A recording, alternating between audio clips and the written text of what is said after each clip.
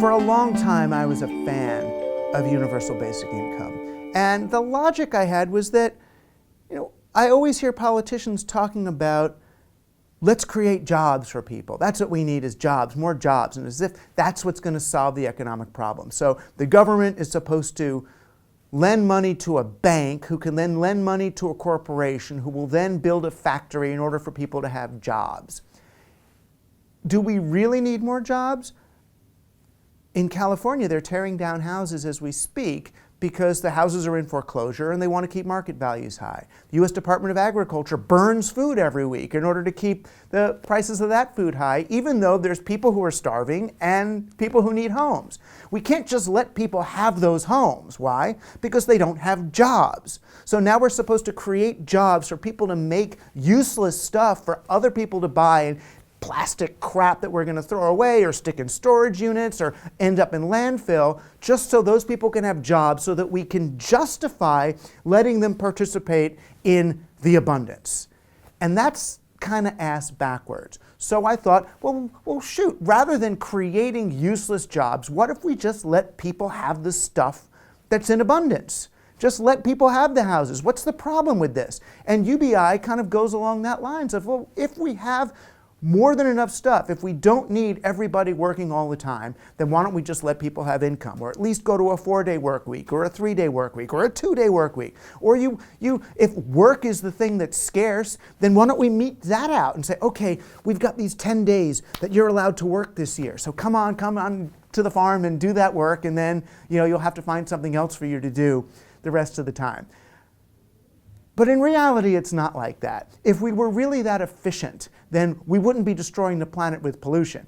What we've done is found ways of making stuff and doing things that require very little labor, but externalize a host of other problems to a whole lot of other places. So, we could 3D print or something, but the 3D print, where do you get the plastic goop for your 3D printer? What mine in Africa is it coming out of, and what topsoil is it destroying? When we're going to run out of topsoil in 60 years, it means that we're not actually using the appropriate labor-intensive permaculture solutions in agriculture and all that. So first off, that whole idea that we're moving towards lower employment is a myth. We've faked lower employment through extremely extractive, exploitative, polluting, and unsustainable business practices.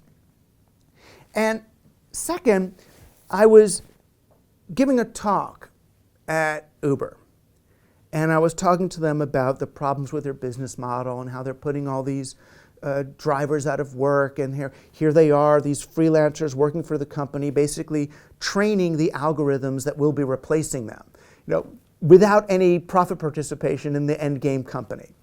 And one of the guys got up and basically quoted back to me a passage from my own book, Throwing Rocks at the Google Bus, where he said, well, what about universal basic income? And when I heard it coming out of their mouths, I realized, oh, so universal basic income isn't just a way to help people have the money they need to survive and have time to innovate and come up with other solutions.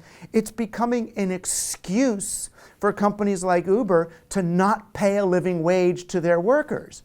So what's the idea? Oh, we'll get the government to print more money to give it to workers for them to spend with us.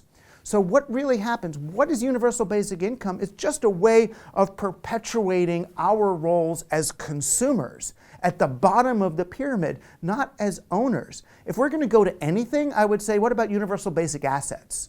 What about actual participation? What if the workers owned the means of production? So you don't just give them a handout so that the money ends up in the same corporate coffers and going into the same shares. That's not the point. What universal basic income does, if you look at the whole model, is allows the people who own the lion's share of our world to own more and more of it. We just print more money and more of it goes up to the top. That's not the way to get long-term equity. Sure, Social Security, welfare, the dole, all those things are fine for those in need, but it's not a great long-term economic strategy. It's really just a band-aid on extractive corporate capitalism. How do we get to extract more? We'll just print more cash for us to extract.